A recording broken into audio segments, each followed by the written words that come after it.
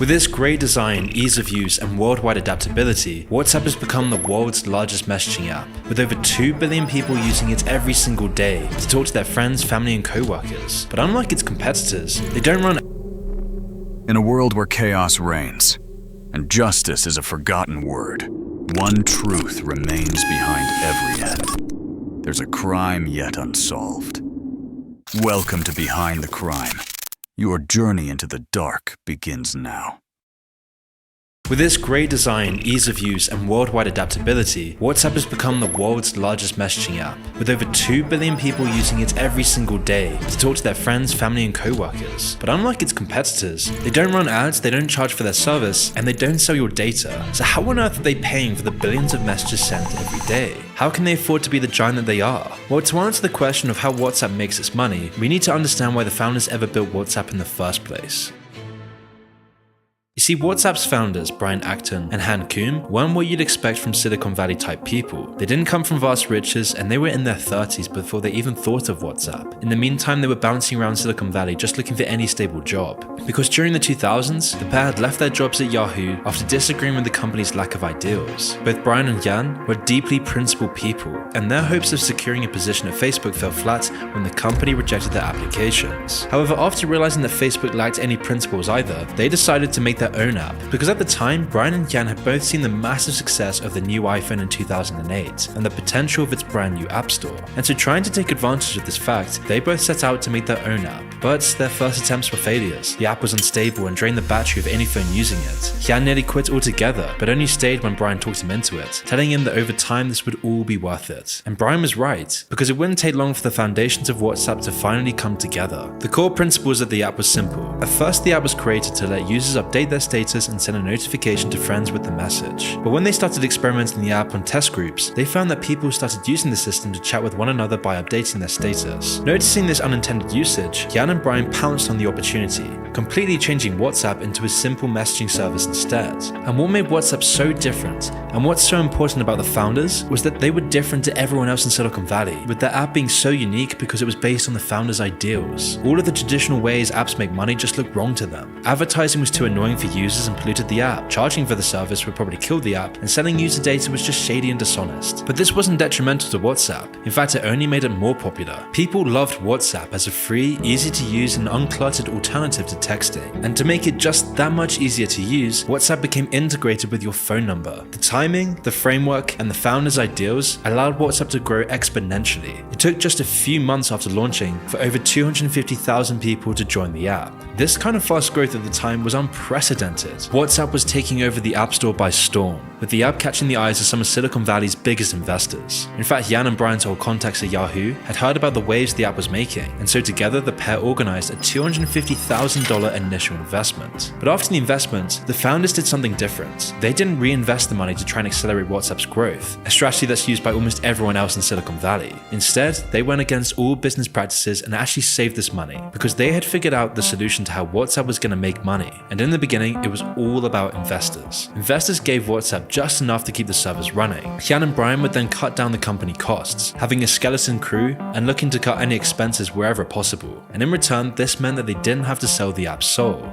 And this became a self-perpetuating cycle. As more people joined the app, it attracted more investors. And with their money, WhatsApp could grow to accommodate and attract more users. It could spend more on being completely user-friendly, thus growing the app's user base even more, and then attracting more investors and so on. And this snowball effect propelled WhatsApp to the top of Silicon Valley, all while allowing WhatsApp to stay ad-free without costing its users a penny. And their unique plan to grow the app was working. The figures for the app over the next few years would show the founders had done something incredible. They didn't sell data, they didn't sell ads, and whilst they did implement a small fee of $1 for the app, in most cases this was just totally voluntary. It acted more like a Wikipedia donation than a paid app. And yet even with this, WhatsApp was becoming a billion-dollar company. Which is why as WhatsApp gained traction, more and more people in the tech world realized its full potential, because they saw that the users they were pulling in were ripe for data farming. And given WhatsApp already integrated people's phone numbers, this made it even easier. And that's why just within a year of founding the company, the founders were bombarded with requests to buy the app. By 2010, Google had made multiple requests to buy the app, along with other prominent tech companies. However, the founders knew their potential better than anyone, and they were going to stick to their principles by declining all the offers to buy the company outright. The only thing they would accept were more more offers for investment. And by early 2011, WhatsApp received $8 million in funding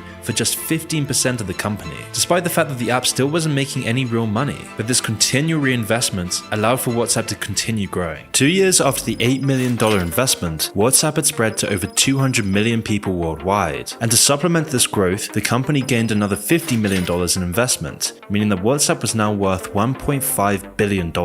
So to put this into perspective, in just a few short years, Jan and Brian had grown their idea into a billion-dollar company. Even though they'd barely made any money, the only value that WhatsApp had was the massive amount of users on the app, and leveraging these users to secure investments. But unfortunately for the founders, this system wasn't going to work forever. Eventually they would need to make money, or the investors would all eventually pull away. And so they had to find a way to monetize the app without violating their core ideals and values. And then one day at the WhatsApp offices, Jan and Brian received a phone call that would change their lives forever. Facebook, who had once rejected the WhatsApp founders' job applications, was now making them an offer. They wanted to buy WhatsApp for $19 billion. The founders were absolutely floored by this offer. It was so much more than the company was actually worth, and Mark Zuckerberg even promised to let them run the company independently. It solved all of the startup's problems, with seemingly no downside. Jan and Brian probably knew it was too good to be true at the time, but still, who couldn't resist $19 billion?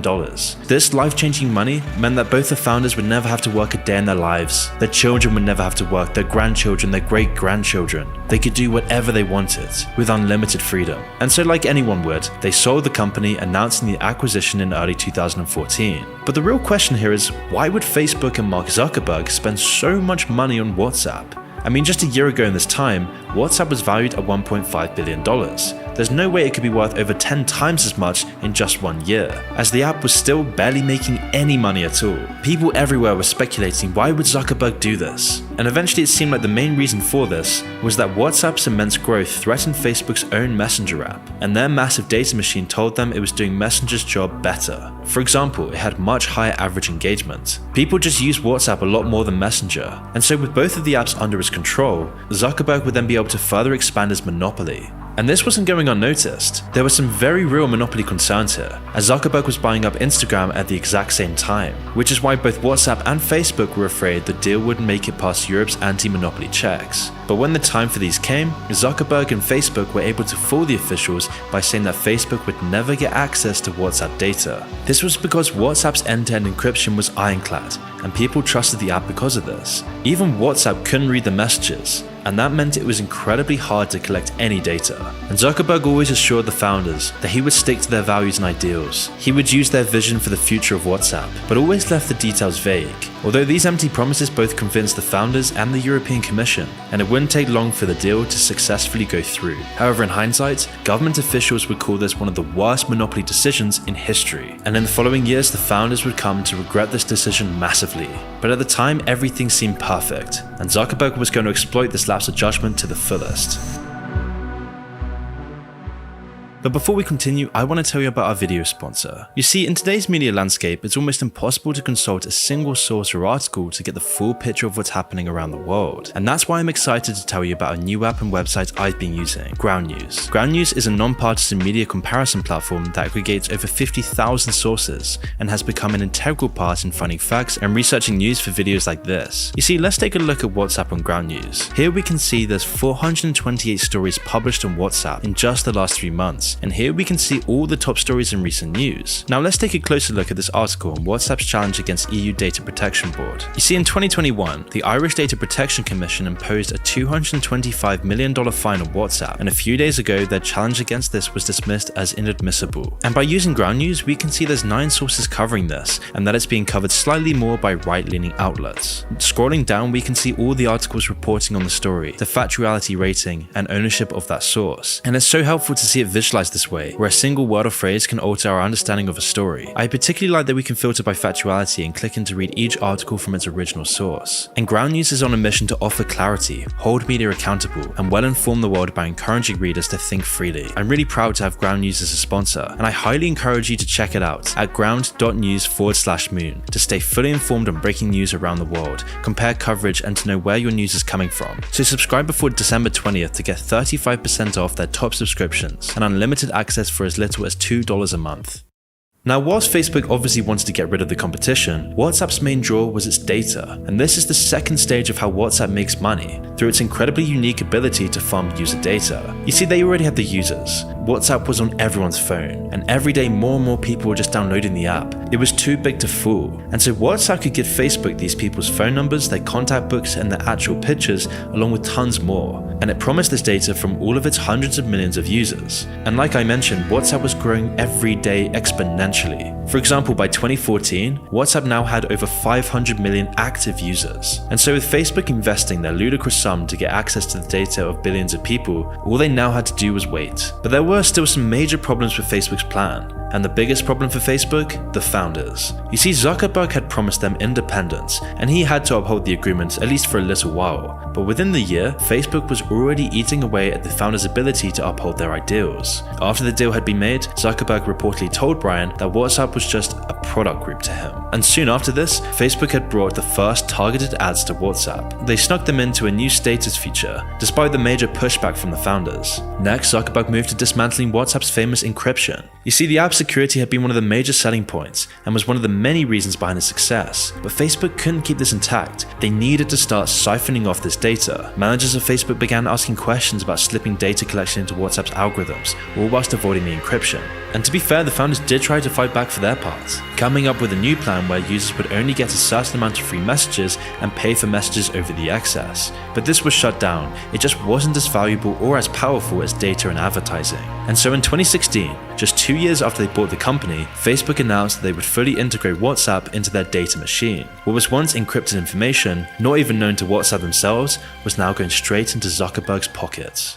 This was the last straw. It had barely been 2 years since they sold the company, and WhatsApp was already being used to harvest people's personal data. All of their original core values had been violated. And so when Zuckerberg started bringing up these ideas of adding more business tools, more targeted ads, more data collection, it was all just too much for the founders. So the founders made their plans to leave, as WhatsApp had a clause in their contract with Facebook promised that these sorts of monetization tactics wouldn't be allowed on the platform. And so the founders thought that Facebook had clearly broken this agreement. But when they brought it up in negotiations, Facebook had found a loophole, since Zuckerberg had only been exploring monetization rather than implementing it on a wide scale. And Zuckerberg had another trick up his sleeve, because hidden in the contract was a clause that the founders would lose tons of money if they backed out of the company early. However, this just didn't matter by this point. Brian and Yang were so dismayed at Facebook's actions that they chose to leave the company early anyway, causing them to lose $850 million in the process. Now, initially after leaving the company, Brian praised Zuckerberg half-heartedly in a public post, but later on in an interview, Brian sounded completely different. He was guilty about what happened. Quote, "I sold my users' privacy to a larger benefit. I made a choice and a compromise, and I live with that every day." Yang then left 6 months later, also sick of Facebook's abuse against privacy. But at this point, this was the least of Facebook's problems. In early 2018, Facebook's data harvesting secrets were revealed to the world in the Cambridge Analytica scandal. Data from 87 million people had been used in a psychological profiling system, and this had been used to probe for people's weaknesses to targeted advertising and political campaigns. One employee came forward to say this on the program: "We exploited Facebook to harvest millions of people's profiles and built models to exploit what we knew about them and target their inner demons." But unsurprisingly, Facebook was unapologetic. They said that people had handed over their data freely and had consented to this. They even banned the whistleblower from Facebook, Instagram, and even WhatsApp. The world was furious, and the controversy led to the famous Senate hearings with Mark Zuckerberg. Brian Acton even told people to delete Facebook, just months after thanking them for his journey. But at Facebook, it was all just a bump in the road, because Mark Zuckerberg was now ready to move on to the third stage of how WhatsApp would make its money, by turning WhatsApp's data into an algorithmic goldmine. With the founders out of the picture, Facebook now had free reign over WhatsApp,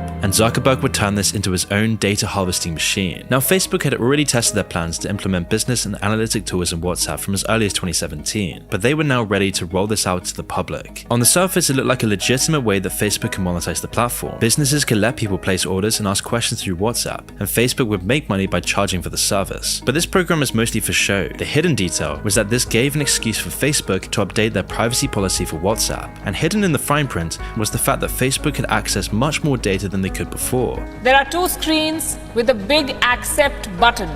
There is no option to reject. And this is the tricky part.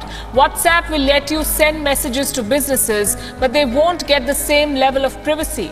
What does that mean? Say you buy something on WhatsApp, pay a bill, or complain about a product or service.